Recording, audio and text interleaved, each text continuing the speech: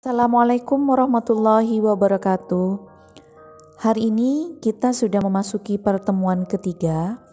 Kita akan membahas klasifikasi dan diagnosis perilaku abnormal. Nah, di halaman pertama ini, buku saku sebagai layout yang Ibu tampilkan karena pedoman kita dalam menentukan klasifikasi dan diagnosis perilaku abnormal yaitu dengan menggunakan buku saku. Hal yang harus dilakukan oleh mahasiswa, mohon mahasiswa jangan lupa untuk melakukan absensi di e-learning ataupun WA group. Kemudian, mahasiswa mendownload materi baik itu di Google Drive, di e-learning ataupun di WhatsApp group. Mahasiswa menyimak dan memahami materi yang diberikan.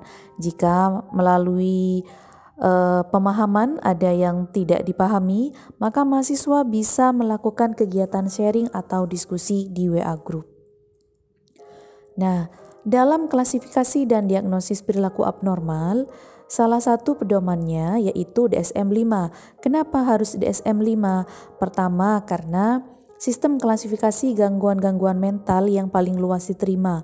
DSM-5 di sini disusun oleh APA, yaitu American Psychiatric Association. Nah, kemudian alasan yang kedua yaitu menggunakan kriteria diagnosis spesifik untuk pengelompokan pola-pola perilaku abnormal yang mempunyai ciri-ciri klinis yang sama dan satu sistem evaluasi yang multiaksial. Nah, ini ada 4 pedoman. DSM-5 di sini oleh apa? Kemudian ada PPDGJ, Pedoman Penggolongan dan Diagnosis Gangguan Jiwa di Indonesia. Ini disusun oleh Departemen Kesehatan Republik Indonesia. Ada ICD, ada buku saku. Nah, ICD di sini disusun oleh Organisasi Kesehatan Dunia.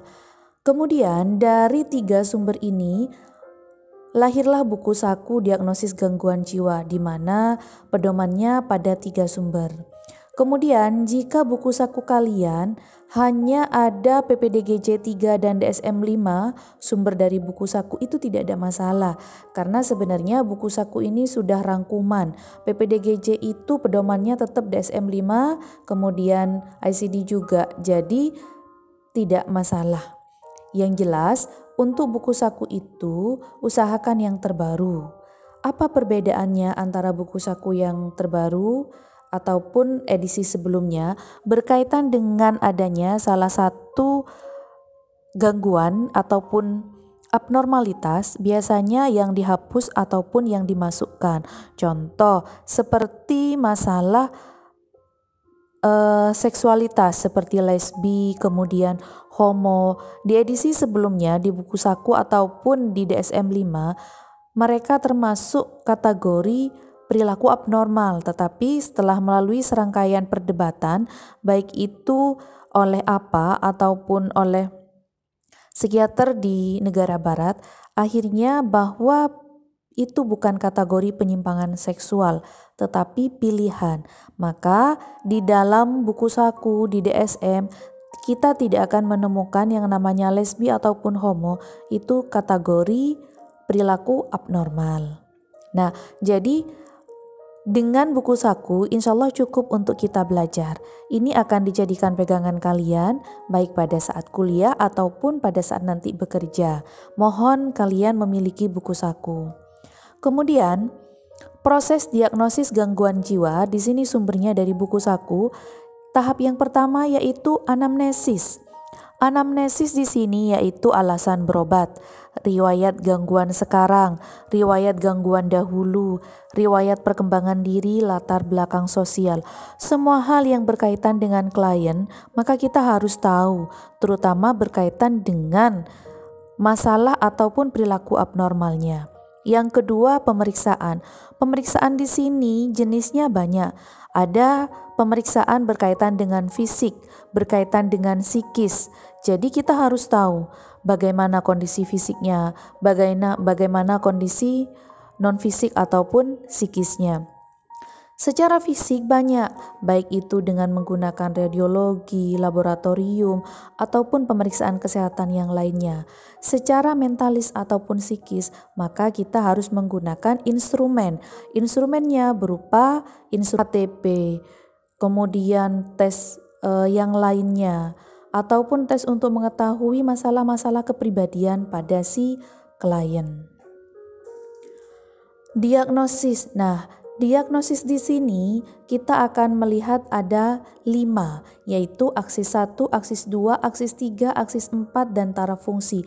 Tidak semua aksis ini akan tertulis, tapi kita harus mengaitkan dari 5 aksis di sini. Kemudian tahap selanjutnya yaitu terapi. Ada farmakoterapi, ada psikoterapi, ada terapi sosial, terapi okupasional, dan yang lainnya. Jenis terapi ini disesuaikan dengan diagnosanya. Kemudian ada tahap selanjutnya tindak lanjut, evaluasi terapi, evaluasi diagnosis, dan lain-lainnya. Rumus diagnosis yaitu anamnesis, data subjektif, kemudian pemeriksaan data objektif. Kenapa Bu anamnesis di sini data subjektif? Karena yang mencari tahu adalah si psikolog ataupun konselor. Jadi kita menggali informasi dari klien berkaitan dengan masalah dan semuanya. Ini bisa menimbulkan memang pemikiran yang subjektif. Untuk pemeriksaan tidak bisa subjektif, dia akan objektif karena menggunakan instrumen atau alat ukur. Baru lahirlah diagnosis.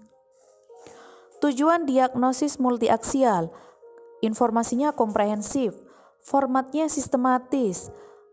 Kemudian modelnya ada model bio ataupun biologis, kemudian psiko dan sosial. Sistem multiaksial. Kenapa harus menggunakan multiaksial? Pertama, bertujuan untuk menyediakan jangkauan informasi yang luas tentang individu. Tidak hanya satu diagnosis saja dengan aksis-aksisnya. Nah, DSM suatu sistem multiaksial. Aksis 1, sindrom klinis. Aksis 2, gangguan kepribadian dan retardasi mental. Aksis 3, kondisi-kondisi medis umum. Aksis 4, problem dan psikososial dan lingkungan. Aksis 5, asesmen fungsi secara global. Hierarki penggolongan PPDGJ. Baik, nanti untuk tahapan ini kalian bisa membacanya, baik itu di buku saku ataupun di slide. Aksis 1 itu sudah ada sampai aksis 5. Contoh penulisan multiaksial, diagnosis multiaksial yaitu aksis 1 F32.2 episode depresi tanpa gejala psikotik. Aksis 2 F67 gangguan kepribadian defensif. Aksis 3 tidak ada. Aksis 4 ancaman kehilangan pekerjaan. Aksis 5 GAF 53.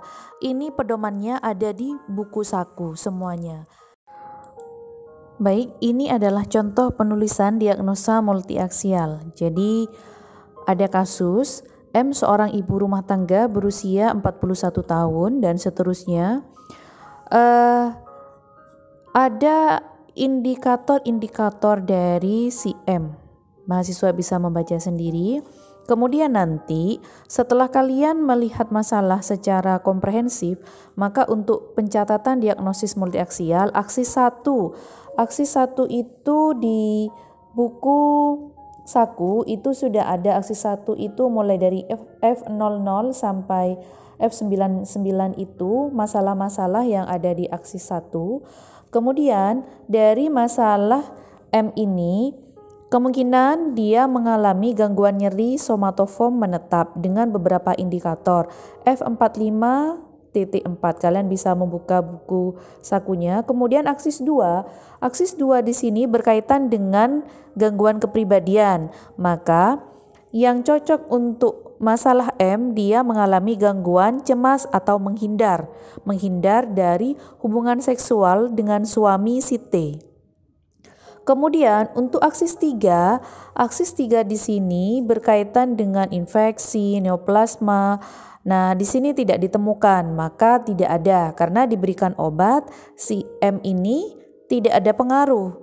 Kemudian aksis 4 diperoleh informasi bahwa adanya masalah dengan keluarga, masalah perjodohan, artinya kurangnya support dari keluarga.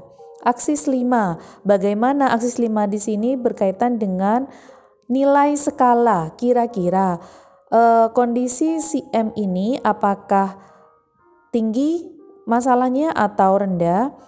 Di buku saku sudah ada aksis 5 itu Global Assessment of Functioning atau GAF scale. Nah, di sini saya memberikan nilai 65. 65 itu ada di taraf beberapa gejala ringan dan menetap. Disabilitas ringan dalam fungsi secara umum masih baik. Jadi ada masalah tapi masih kategori baik. Jadi saya berikan nilai 65.